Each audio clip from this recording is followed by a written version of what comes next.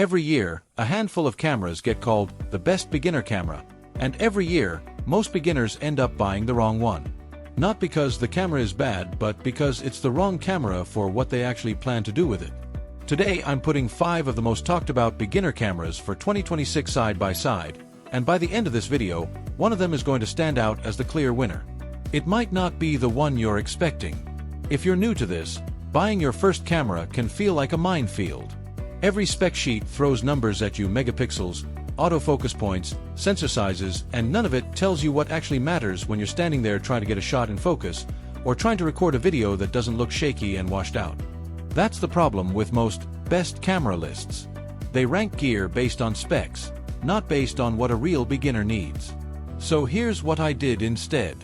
I looked at 5 cameras that are genuinely good options right now, and I ranked them based on how they perform in the real world for photography, for video, for YouTube, for travel, and for just learning without getting overwhelmed.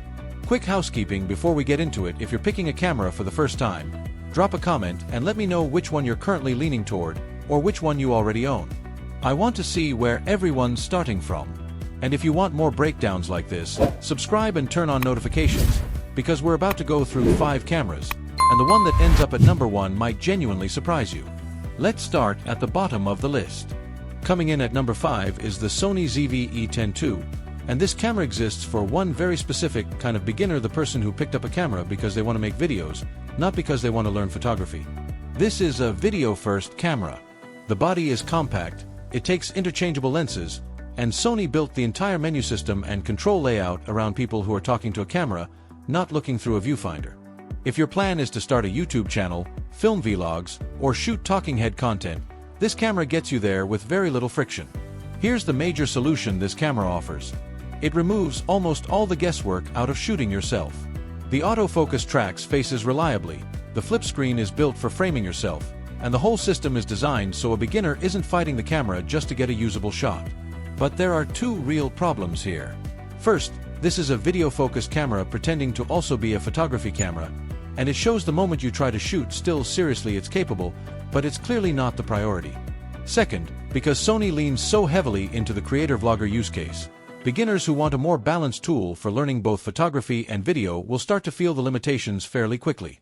You know for a fact that video is your priority, especially vlogging or talking head YouTube content, and you want something compact and simple to start with. You want a camera that grows with you into photography as well, not just video. This is a solid pick for a very specific type of beginner. But it's ranked 5th because the other 4 cameras on this list do more, without asking you to give up as much.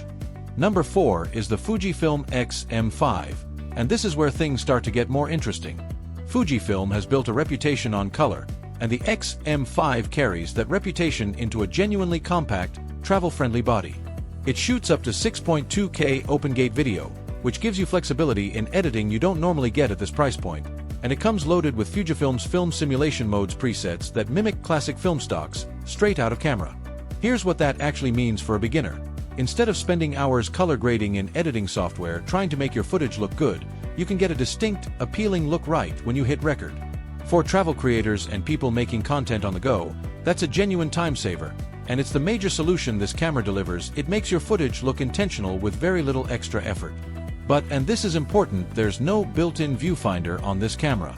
That's problem number 1. If you've ever tried to compose a shot in bright sunlight using only a screen, you already know how frustrating that can be.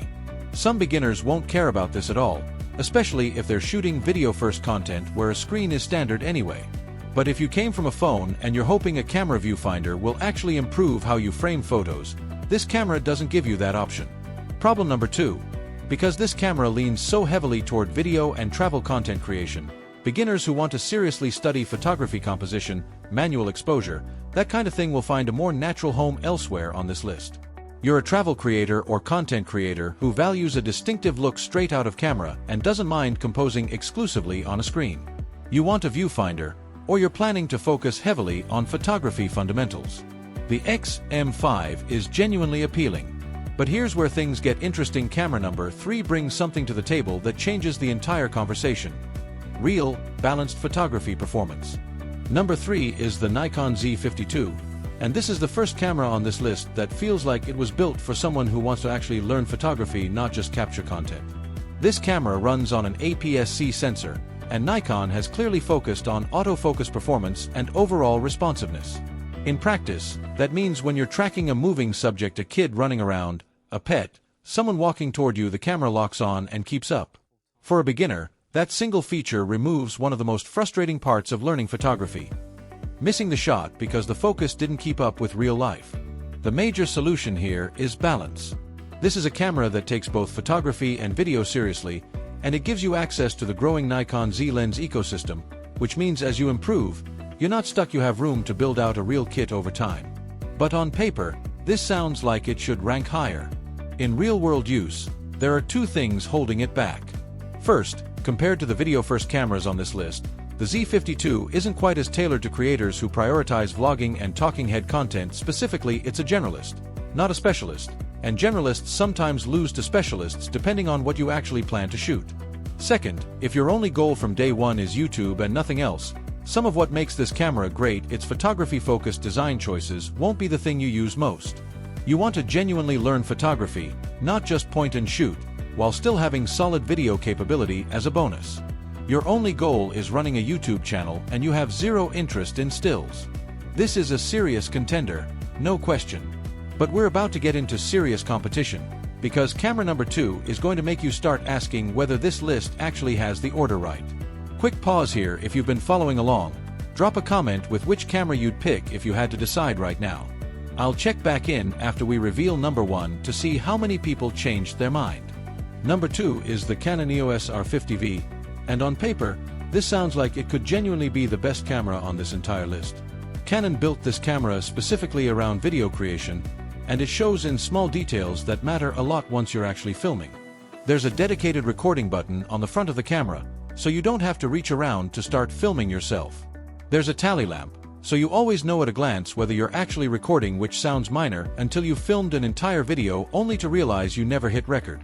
It shoots 4K at 60 frames per second, giving you smooth slow motion options, and the autofocus is dependable enough that beginners don't have to think twice about whether their subject is going to stay sharp.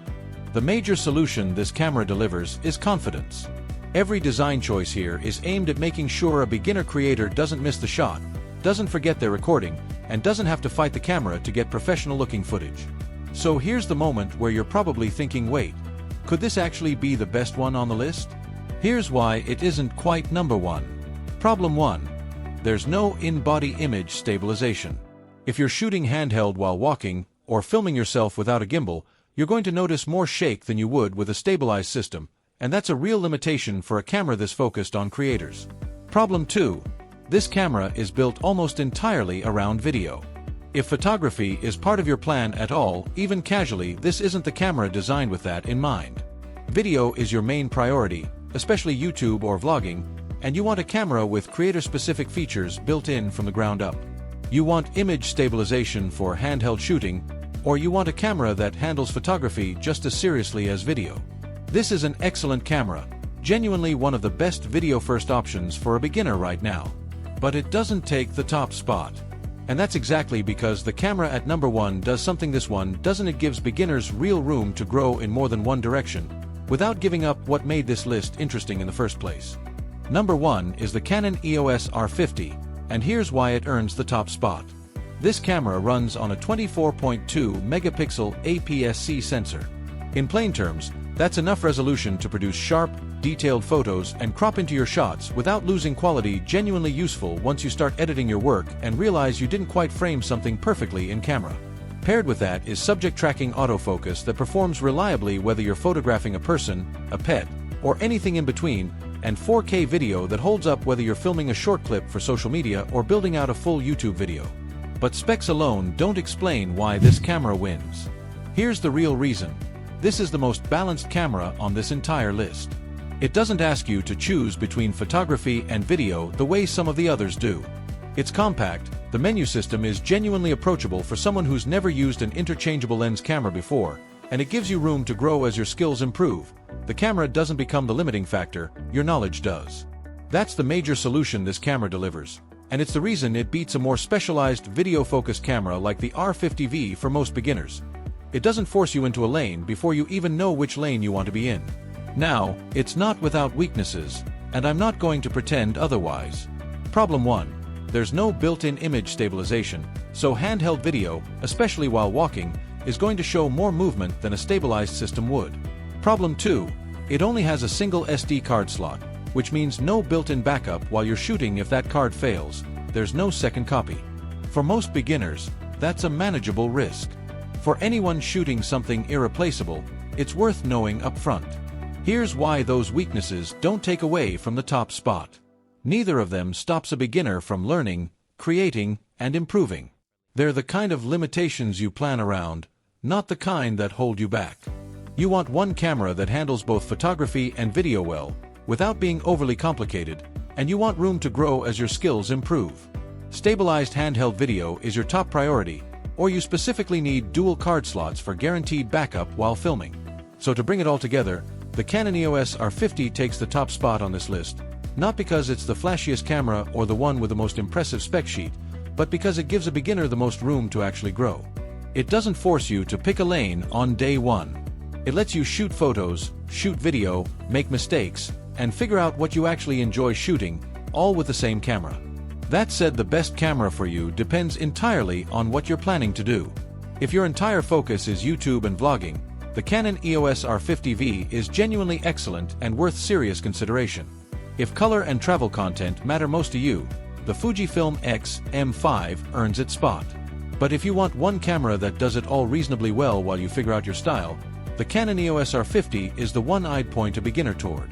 If this video helped you make sense of which camera actually fits your needs, do me a favor and subscribe. I'm breaking down gear like this regularly, and it helps more than you'd think. Let me know in the comments which camera you ended up choosing, and I'll see you in the next one.